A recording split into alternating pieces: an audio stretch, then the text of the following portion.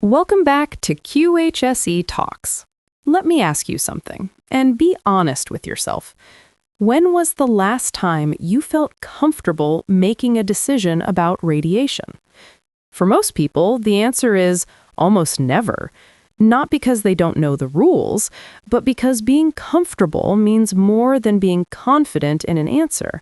It means being comfortable with the responsibility behind the decision.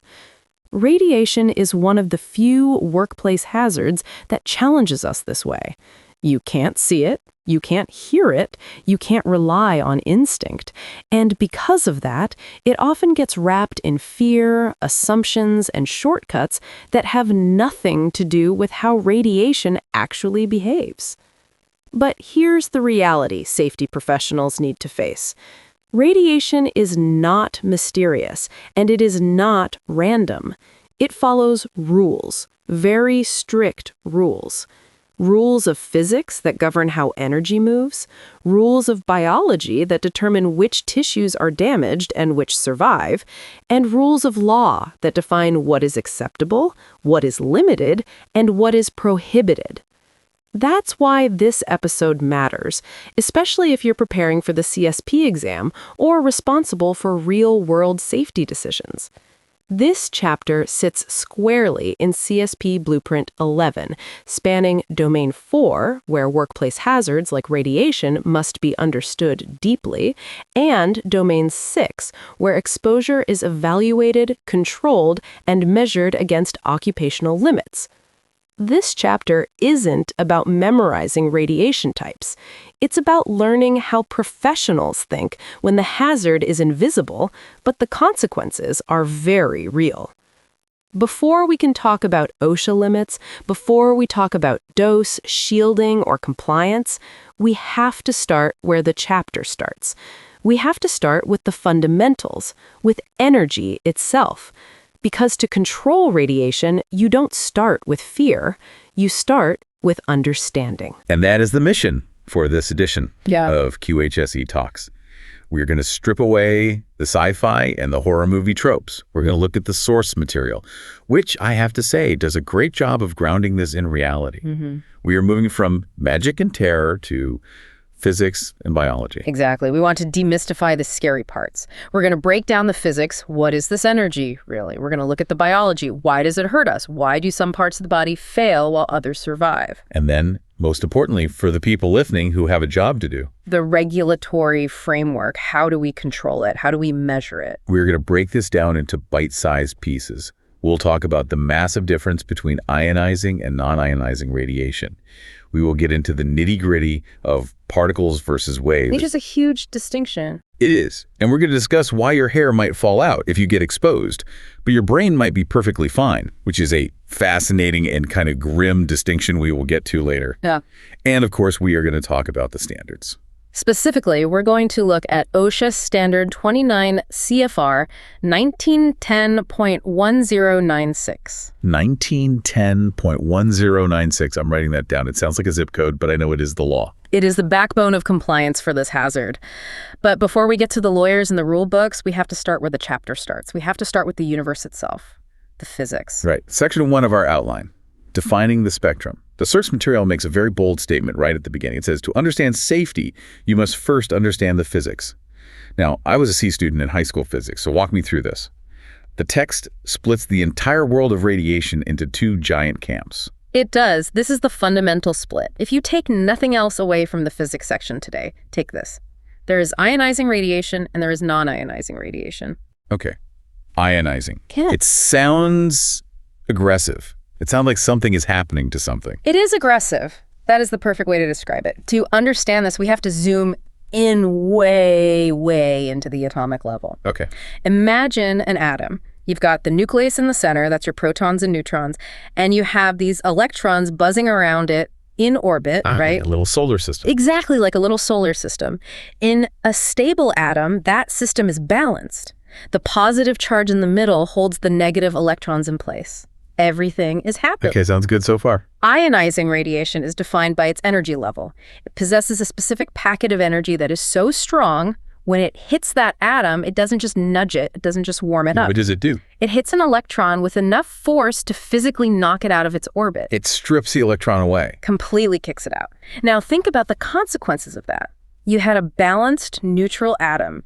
You just removed a negative charge, an electron. What is left? Well, a positively charged atom. Correct. You have created an ion.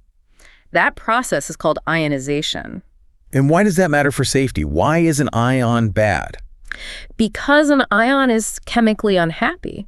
It's unstable. It desperately wants to stabilize itself, so it becomes chemically reactive.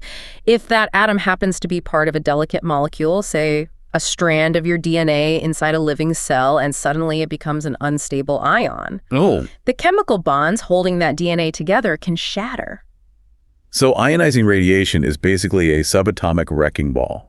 It breaks the fundamental building blocks of matter. That is the mechanism of injury right there. Yeah. It fundamentally changes the chemistry of the material it passes through. Okay, so that's the scary side. What about the other camp? Non-ionizing radiation. So non-ionizing radiation, and this includes things like radio waves, microwaves, visible light, infrared, this is still energy, it's still moving. But the individual packets of energy, the photons, are weaker. They don't have the same punch. Not at all. When they hit an atom, they don't have the oomph required to knock that electron out. So what do? Do they just bounce off? Sometimes. Or they get absorbed and cause the atom and the molecule to vibrate. They excite the atom. Excite. That sounds like a party. In the molecular world, excitation usually translates to one thing: heat. Huh? If you stand in the sun, you feel warm. That is non-ionizing radiation infrared exciting the molecules in your skin. It's thermal energy transfer. But, and this is the key, it does not change the chemical structure. Exactly. It doesn't strip the electron. It doesn't turn your DNA into a broken mess in the same direct way. That is a massive distinction. One cooks you, the other chemically deconstructs you. Put simply, yes. And that's why we treat them so differently in safety. Okay, so we have established that ionizing is the heavy hitter. But the source material throws a curveball here. It breaks ionizing radiation down even further. And this was a, wait, really, moment for me. Oh, no, what you're going to say. I always thought radiation was just energy beams. Right. Rays. But the text says there are two forms: electromagnetic radiation, which fits my mental model. And particle radiation. Particle radiation. So it's not just energy, it's actual stuff. Yes. This is where people get confused. Radiation isn't just waves. It can be actual physical matter, tiny little bits of atoms moving at incredibly high speeds. So we are talking about being shot with subatomic bullets. Essentially, yes. The source lists 3 specific types of particle radiation that safety professionals absolutely need to know: alpha, beta, and neutron. Alpha, beta, neutron. It sounds like a fraternity, but I'm guessing the hazing is terrible. Let's start with the alpha, the little alpha symbol, the fish thing. What is an alpha particle? An alpha particle is a tank. In the world of subatomic particles, it is absolutely massive. It consists of 2 protons and 2 neutrons bundled together. Wait, 2 protons and 2 neutrons. Isn't that just a helium atom? It's the nucleus of a helium atom, yes. Yeah. But it has no electrons, so it has a double positive charge. It's big, it's heavy, and it's moving relatively slowly compared to, say, light. So it's a tank. Does that mean it's super dangerous? If it hits me, am I done for? This is the great paradox of alpha radiation. And it's so important to understand this. Because it's so big and has that strong electrical charge, it interacts with everything it touches immediately. What do you mean interacts? As soon as it leaves the source, it starts crashing into air molecules, ripping electrons off of them, losing its own energy with every collision. It's like driving a tank through a swamp. It gets bogged down. Exactly. It runs out of steam incredibly fast. An alpha particle can only travel maybe an inch or 2 in open air before it stops completely. An inch or 2. That's it. So if I'm standing 3 feet away from an alpha source, I'm safe. Completely safe. In fact, it has such low penetrating power that a single sheet of printer paper will stop it. You're kidding. Not at all. Even the dead layer of skin on your hand, the epidermis, is a sufficient shield. An alpha particle cannot punch through your dead skin to reach the living cells underneath. Okay, hold on. This is confusing. If paper stops it and my own skin stops it, why is it even in the safety manual? Is it harmless? This is where you have to be really precise. We have to distinguish between an external hazard and an internal hazard. Okay. Externally, from outside your body, alpha is a WIMP. It bounces off your clothes. It's not a threat. But imagine if you inhaled that alpha source as dust, or you swallowed it in contaminated water, or if you had a cut on your hand and it got into your bloodstream. Then the tank is inside the fortress. Precisely. Once it is inside your body, there is no dead skin to protect your internal organs. That alpha particle is now sitting directly against your delicate lung tissue or your stomach lining or your bone marrow. And it's still a tank. It's still a tank, it has very high energy, and it dumps all of that energy into a very, very small area of tissue. It causes massive localized destruction to the cells right next to it. That is a terrifying image. So for alpha radiation, the safety protocols aren't really about lead walls. They are about not eating it or breathing it. Correct. It's a contamination control issue. It's about dust control, respirators, good hygiene, and washing your hands before you eat, drink, or smoke. Okay, that's alpha, the internal hazard tank. Next up is beta. Beta radiation. Beta is different. A beta particle is essentially a high-speed electron that has been ejected from the nucleus of a decaying atom. An electron, so it's tiny compared to the alpha tank. Much, much smaller, about 7,000 times lighter. And because it is so light and fast and has a smaller charge, it doesn't interact as much with the air. So it can travel farther. A lot farther. It can travel several feet in the air. So the paper trick won't work. No, paper won't stop it. Beta particles will zip right through paper, and they can penetrate that dead layer of skin. They can go a fraction of an inch into the tissue. What does that feel like? Is it like a pinprick? It feels like a burn. In fact, it's often called a beta burn. It looks like a severe sunburn. The main external hazard from beta is to the skin and the lens of the eye. So it's an external hazard, unlike alpha. Yes, primarily. Of course, it's also an internal hazard if ingested, but we worry about the external dose too. So how do we stop it? If paper fails, do we need the lead wall? You actually want to avoid lead for beta. And here's a bit of physics nuance the text alludes to that's really cool. Okay. If you use a very dense, heavy material like lead to stop a very light, fast particle, like a beta electron, the electron crashes into the lead atoms and decelerates so violently that it produces a secondary type of radiation. It creates a new problem. It creates X-rays. Yeah. It's a process called Bremsstrahlung, which is German for breaking radiation. Wait, so by shielding it with lead, you might actually convert a skin hazard into a much more penetrating X-ray hazard? You can, yes. You convert one problem into another, potentially worse one. So for beta, the best shield is actually something with low density. Like what? Plastic. A thick sheet of lucite or plexiglass. Wood. Aluminum. You want to slow the beta particle down gradually, not slam it into a brick wall. That is completely counterintuitive. I think everyone's default is radiation. Get the lead, but for beta, you want plastic. For pure beta, yes. Okay, third particle, the neutron. Neutrons are the tricky ones. As the name implies, they are neutral. They have no electrical charge. Why does the charge matter so much? Well, think about the alpha and beta. They are charged particles. As they fly through matter, they get pushed and pulled by the electrical fields of other atoms. They're constantly interacting. Right. The neutron doesn't feel that. It is invisible to the electrical fields. It doesn't get repelled. It doesn't get attracted. It just zips right through most matter like it's not even there. Like a ghost. A very energetic ghost. Neutrons are highly penetrating. They can pass through walls, through steel, through most things. You typically find these hazards around operating nuclear reactors or specific industrial gauges, so they're less common, but very serious. So if lead is bad for beta and good for X-rays, presumably, what works for the ghost? How do you catch a ghost? You need to slow it down. Think of a neutron like a billiard ball moving at high speed. If you bounce a tiny billiard ball off a massive bowling ball like a lead atom, it just bounces off and keeps going fast. Okay, makes sense. But if you hit a billiard ball against another billiard ball... It transfers the energy. It slows down. Exactly. So to stop a neutron, you need atoms that are about the same size as a neutron. And what atom is basically the same size? A proton. A proton, which is the nucleus of a hydrogen atom. So the best shield for neutrons is anything full of hydrogen. Hydrogen, like water. Water is a great shield. Polyethylene plastic, which is just long chains of carbon and hydrogen. Paraffin wax. Concrete is also good because it has a lot of water locked into its crystal structure. So you're literally trying to flood the zone with hydrogen atoms to absorb the energy. That's the principle. It's called moderation. I love that. So for the ghost, you use water. For the fast electron, you use plastic. And for the tank, alpha, you use, well, air, or just don't eat it. You have got the particle side down, but we still have the second half of the ionizing family, electromagnetic radiation, the waves. Right, this is pure energy, no mass, just photons. The text lists gamma, radiation, and X-rays.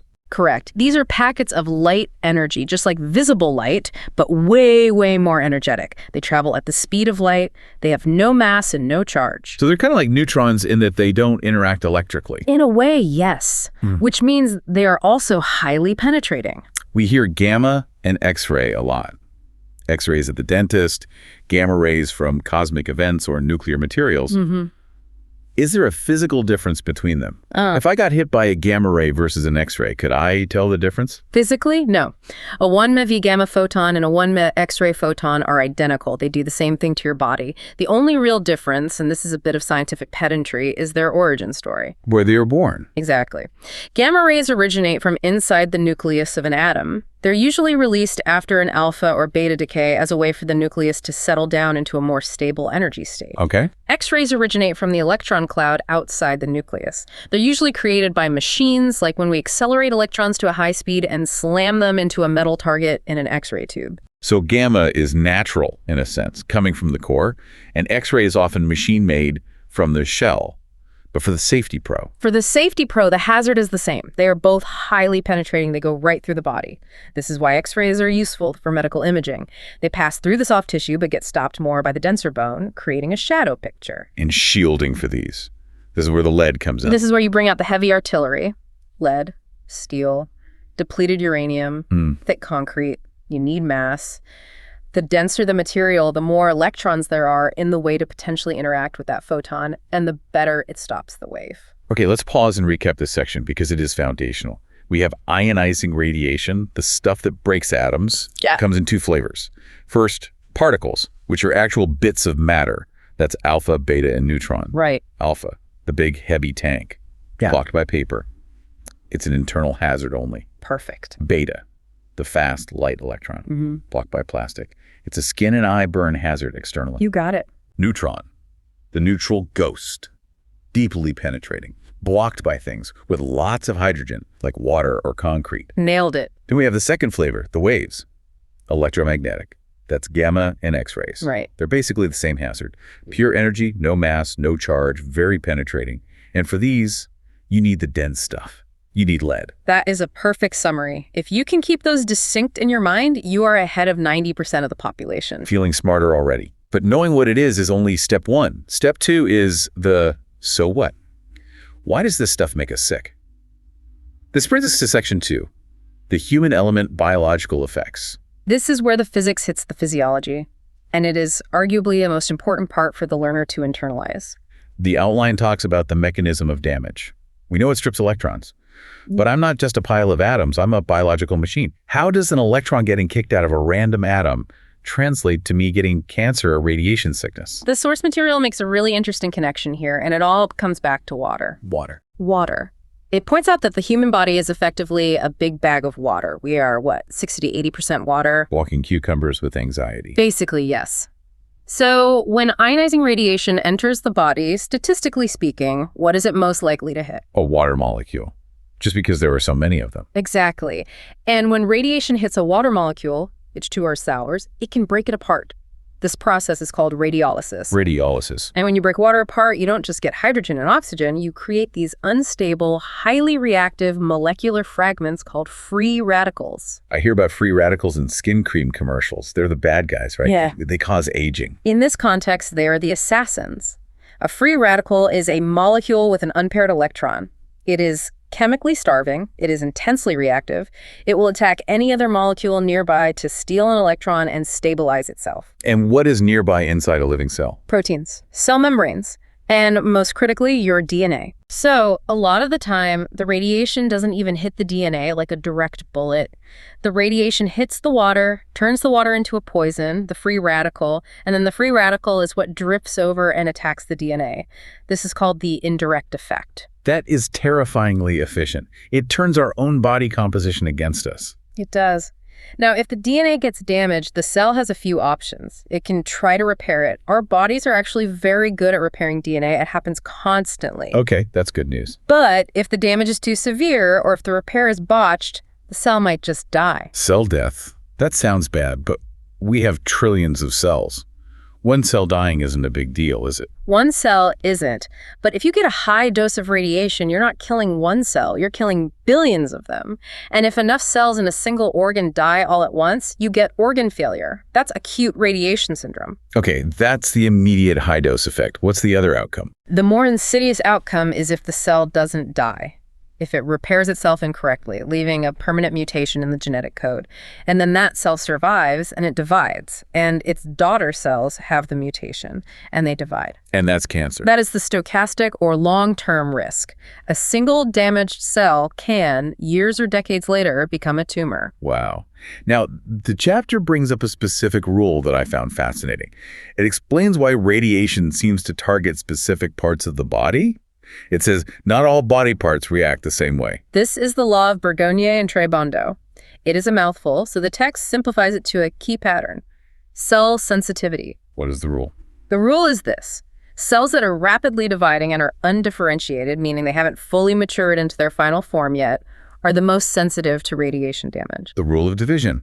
Why does dividing make a cell weak? Think about the process of cell division, mitosis. To divide, a cell has to unravel all of its tightly packed DNA, make a perfect copy of it, and then pull the two copies apart. When the DNA is unraveled and in that active copying phase, it is exposed.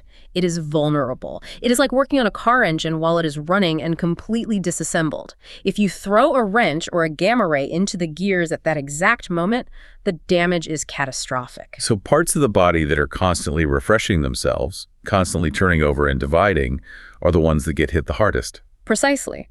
Let's walk through the body using this rule. Where are cells dividing the fastest? The source mentions blood-forming cells in the bone marrow. Yes, the bone marrow is a factory. It is constantly churning out billions of new red blood cells, white blood cells, and platelets every single day. Because those stem cells are dividing so fast, they are the first to die in a high radiation field. And that explains why the immune system crashes. You lose your white blood cells. Exactly. A drop in white blood cell count is often the very first clinical sign of significant radiation exposure. The factory has shut down. What about the stomach? The text mentions the lining of the intestinal tract. The lining of your gut is a harsh environment. Those cells are being constantly stripped away by food and digestive acids, so the body has to replace that entire lining every few days. That's incredibly rapid division. It is. So when radiation hits, it kills that gut lining. The barrier breaks down. You get nausea, vomiting, diarrhea, internal bleeding, and a high risk of sepsis. This is why GI symptoms are a major indicator of a very severe, likely fatal dose. And hair. We always associate radiation with hair loss. Same exact mechanism. Hair follicles are some of the fastest growing cells in the body. Radiation hits the follicle cells, they die, the hair falls out. It's the exact same reason chemotherapy causes hair loss. Because chemo drugs also target rapidly dividing cells. Right. They're designed to kill cancer, which is by definition rapid division, but they can't tell the difference between a tumor and a hair follicle. That makes so much sense. Now, there is one more sensitive area mentioned, and it is a heavy one for safety policy. The fetus. Yes. Think about a fetus. What is it? It's an organism that is doing nothing but dividing. It is growing exponentially. The cells are almost completely undifferentiated. So it ticks all the boxes for maximum sensitivity. It does. This makes the fetus the most radiosensitive organism of all. The damage can be devastating, especially in the first trimester when all the major organ systems are being laid out. So the risk is incredibly high. This is why there are specific rules for pregnant workers. Much stricter dose limits. It isn't just being overly cautious. It's based on this fundamental biological reality of cell division. Okay, so if rapidly dividing cells are the glass jaw of the human body, what is the iron chin? What is resistant? The text specifically notes the central nervous system, CNS, your brain and your spinal cord. Because brain cells don't really divide in adults. For the most part, no. Adult neurons are what we call terminally differentiated. They are static. They aren't replicating. Their DNA is packed away tight and protected. This makes them incredibly tough against radiation. How tough? What's the difference in dose? To cause immediate brain damage or death via the CNS, you need a dose of radiation that is literally thousands of times higher than what it takes to wipe out the bone marrow. That is a fascinating and horrifying paradox. In a fatal accident, your brain, the part of you that thinks and feels and processes fear, is the last thing to die. It creates a very grim clinical picture in the most severe accidents. The body is failing, no immune system, the gut is collapsing. But the patient can remain conscious and lucid for a time because the brain is, for the moment, unaffected. That is haunting. But as safety professionals, we need to know this. We need to understand the hierarchy of damage. Absolutely. It helps in triage, it helps in emergency planning, and it helps in understanding the risks you're protecting against. One last biological concept before we move to controls. The text talks about concentration risks. It says, radioactive nuclides don't always distribute evenly.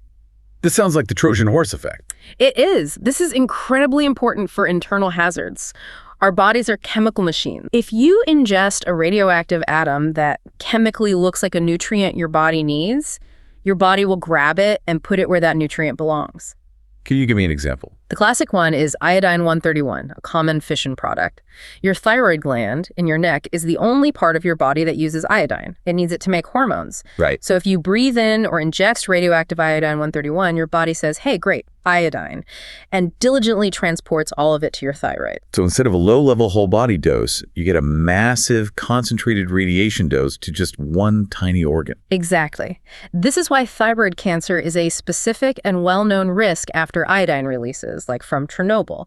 It's also why they give out potassium iodide pills in a nuclear emergency. To flood the system with good iodine. You flood the thyroid with so much stable, good iodine that it becomes saturated and doesn't have any room to absorb the bad radioactive stuff. It just gets excreted. That's genius. It's blocking the parking spots. That's a great analogy. Another example is strontium-90. Chemically, strontium looks a lot like calcium. So where does the body put it? In the bones. Right. And once it is built into the bone matrix, it sits there for years and years, irradiating the sensitive bone marrow from point-blank range. This is a major cause of leukemia. So safety isn't just about the external blast. It's about knowing the chemistry. If I know I'm working with a radioactive iodine source, I have to be hyper-vigilant about protecting my thyroid. If it's strontium, I have to worry about my bones. Identification dictates control. Always. Which is the perfect segue to Section 3. Standards and control measures. We know the physics, we know the biology. Now let's put on our hard hats. We are safety managers. How do we stop this stuff from hurting people? As with most things in our world, it starts with the law, the regulatory backbone. And the text cites the specific OSHA standard you need to know, 29 CFR 1910.1096. That is the ionizing radiation standard for general industry. It sets the permissible exposure limits, or PLs. It tells you how many REMs, which is the standard unit of dose in the US, a worker can legally receive in a quarter or a year. We don't need to recite the whole table, but what is the gist? What are the key limits? The gist is that there is a limit for the whole body, which is the most restrictive. Then there are separate higher limits for the hands, forearms, feet, and ankles because they don't contain as many sensitive organs. And a lower one for pregnant workers. A much lower limit for declared pregnant workers to protect the fetus. The standard also mandates things like posting warning signs, using labels, conducting surveys, providing personal monitoring like film badges or dosimeters, and, of course, extensive record keeping. But regulations are just words on paper. If I'm in the room with a source, the CFR isn't going to shield me. The text outlines a core control triad. 3 words that every safety pro should tattoo on their arm. Time, distance, and shielding. This is the mantra of radiation protection. Let's break them down. These seem simple, but the text implies there's nuance. First, time. This one is the most straightforward. Your total dose is a product of the dose rate and the time you spend in the field. It's linear. So if I'm in a radiation field of 100 millirem per hour and I stay for 1 hour, I get 100 millirem. If I stay for 30 minutes, I get 50. Simple math. But the practice can be difficult. Safety here is all about efficiency. You don't go into the hot zone to have a meeting. You don't go in there to figure out how to use the tool. You plan the work outside in a safe area. Exactly. You use mock-ups, you do dry runs. If you have a complex maintenance job on a radioactive valve, you practice on an identical, non-radioactive dummy valve in a clean room until you can do it blindfolded in 10 minutes. So when you go in for the real thing, you're in and out as fast as humanly possible. You minimize the time variable to the absolute minimum. Okay, number 2, distance. The host note says the math can get complex, but the concept is powerful. This is the most effective tool we have and often the easiest to implement. It is governed by the inverse square law. Inverse square. That sounds like I need a calculator. You might, but the concept is intuitive. It applies to any point source of radiation, like a small gamma source. It says that the intensity of the radiation decreases not just with distance, but with the square of the distance. Translate that into plain English for me. In English, if you double your distance from the source, you don't just cut the exposure in half, you cut it to 1/4. Whoa. So if I step from 1 foot away to 2 feet away, the dose rate drops by 75%. Correct. If you triple the distance move from 1 foot to 3 feet, the exposure drops to 1/9. 10 times the distance is 1/100th the dose. That is a massive return on investment for just taking a few steps back. It is the most powerful tool in the toolbox. This is why you see technicians using long-handled tongs or remote grippers to handle radioactive sources. They aren't just scared to touch it, they are actively using physics to protect themselves. Adding that 1 meter of handle length can drop the dose to their hands by 99% or more compared to holding it directly. Distance is cheap. I like that. Finally, number 3, shielding. We talked about this with the paper and the lead. Right. Shielding is simply placing a physical barrier between the worker and the source. But as we learned in Section 1, you have to match the shield to the radiation. Don't use lead for neutrons. Don't use paper for gamma. Correct. And there's a useful concept here called the half-value layer, or HVL. Shielding isn't magic. A thin sheet of lead doesn't stop all gamma rays, it just stops a certain percentage of them. Okay. A half-value layer is the thickness of a specific material needed to cut the radiation intensity by 50%. So I have 100 units of radiation, and I put up 1 HVL of lead. The other side will read 50. Exactly. And if you add a second HVL, it cuts that 50 in half. So I get 25, then 12.5, then 6.25. You keep adding layers until you reach a level that is safe. It is a game of diminishing returns, but it works. And every material has a different HVL for a given radiation energy. So time, be fast. Distance, stand back. Shielding, hide behind the right stuff. It's a survival triad. But all of this is built on another core principle, right? All RA. Yes, all RA. It's a fundamental philosophy. It stands for as low as reasonably achievable. What does that mean in practice? It sounds a bit vague. It means that simply complying with the legal dose limits in 1910.1096 is not enough. The law is the absolute maximum, the ceiling you can never cross. All RA says you have a duty to take every reasonable step to drive exposures even lower than that limit. So if I can use a little more shielding or a longer tool to add distance and it's a reasonable cost and effort, I should do it, even if my workers are already well below the legal limit. That's the principle. It's about continuous improvement and optimization, not just compliance. And the text adds one more implicit control: measurement. You cannot manage what you do not measure. You can't. You're flying blind. This means survey meters, like the classic Geiger counter. The thing that goes click, click, click in the movies. That's the one. Also ion chambers, which are more accurate for measuring dose rates. And then you have personal dosimeters, the badges that workers wear to track their cumulative dose over time. The text references Table 28.2, which lists all the different units: Rogins, Rads, Rems, Curies. We won't bore the listeners with the definitions of each, but the takeaway is clear. We have the technology to make the invisible visible. We can put a hard number on the danger. If you are not monitoring, you are not running a radiation safety program. You're just guessing. Amen to that. Now, we have spent a lot of time on the nuclear side of things, ionizing radiation. But Section 4 of our outline covers the other side of the spectrum, non-ionizing radiation. Yes. And frankly, this is the type of radiation that more of our listeners are likely to encounter on a daily basis, even if the risks are different. We established earlier that this type doesn't have enough energy to strip electrons. So what does it do again? It vibrates atoms, it causes thermal effects, it heats tissue. The text lists a whole spectrum here: ultraviolet, visible, infrared, microwave, radio frequency, and extremely low frequency, or ELF. It's the electromagnetic spectrum from highest energy to lowest. Let's hit the high points for the workplace. Ultraviolet, UV. The sun. The sun, absolutely, for outdoor workers like construction or agriculture.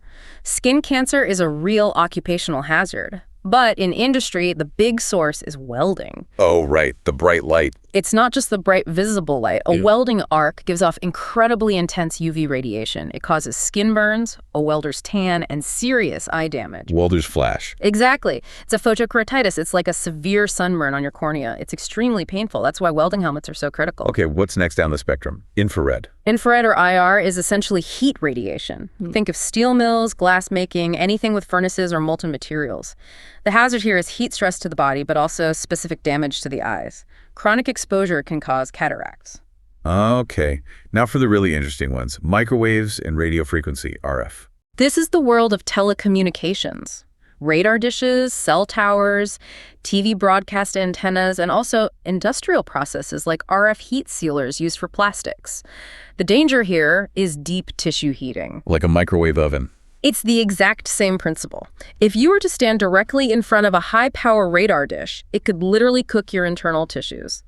And the scary part is, we don't have heat sensors deep inside our muscles or organs. You wouldn't feel it until it was too late. You might not feel the pain until significant damage has already been done, especially to sensitive organs like the testes or the eyes. That is unsettling, cooking from the inside out. And then there are lasers.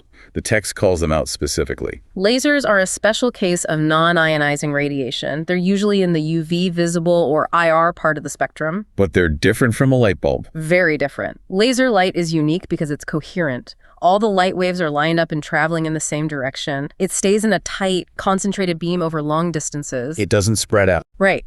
And that means the energy density is incredibly high. Even a relatively low-power laser pointer, if it hits your eye, can be dangerous. Why the eye specifically? Because the lens of your eye acts like a magnifying glass.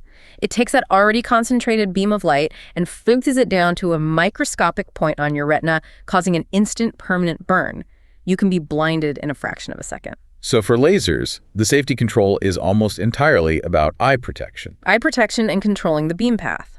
And it's not just any safety glasses. You need goggles or glasses that are rated for the specific wavelength and power of the laser you are working with. Again, specificity. You can't just wear laser glasses. You need green laser glasses for a green laser. Exactly. The wrong glasses are as bad as no glasses at all. So we have covered a massive amount of ground today. We started at the subatomic level stripping electrons. We met the alpha tank, the beta burner, and the neutron ghost. We covered the waves, gamma, and X-rays. We learned the biological rules, why our hair falls out but our brain survives, and how our own bodies can concentrate poisons against us. We learned the triad of time, distance, and shielding, and the philosophy of LIRA. And we just covered the thermal dangers of the non-ionizing world, from welders to lasers. It is a comprehensive landscape. As we wrap up, I want to synthesize this. What is the one thing a safety pro or a student listening to this needs to take away from Chapter 28? For me, it's the concept that physics dictates control. You cannot apply a generic radiation safety procedure. You have to ask, what is the source? Is it a particle or a wave? Is it ionizing or non-ionizing? Is it alpha, beta, gamma? Because the answer to that question changes everything. It changes the shielding you build. The PPE you wear, the survey meter you choose, the medical surveillance you might order, everything flows from that initial identification. No one size fits all. Never. Not in this field. And I want to leave our listeners with a provocative thought that hit me while we were discussing the nervous system's resistance to radiation. We rely on our senses to keep us safe. We smell smoke, we see fire, we feel heat, we hear a warning siren. But with ionizing radiation, it is completely invisible to our senses. It is odorless. It has no taste. And as we learned, the very part of our body that processes danger, the brain, is the most resistant part. It will not feel a thing, even during a lethal exposure. You are flying blind biologically. Exactly. If our natural alarm systems are completely and utterly designed to ignore this hazard, it puts a massive, almost sacred burden on our artificial alarm systems, our meters, our badges, our procedures, our training. In radiation safety, safety culture isn't just a buzzword. It is literally the only sense you have left. You have to trust the instruments in the process because you cannot trust your own body to warn you. That is a profound way to look at it. Trust the instrument because you absolutely cannot trust yourself. A heavy thought to end on, but an important one. We hope this deep dive into Chapter 28 has made the invisible a little more visible for you. And a little less scary, I hope. Knowledge is, without a doubt, the best shield. Absolutely. Thank you for joining us on this edition of QHSE Talks. Keep learning, keep safe, and trust your instruments. We will see you next time. Goodbye, everyone.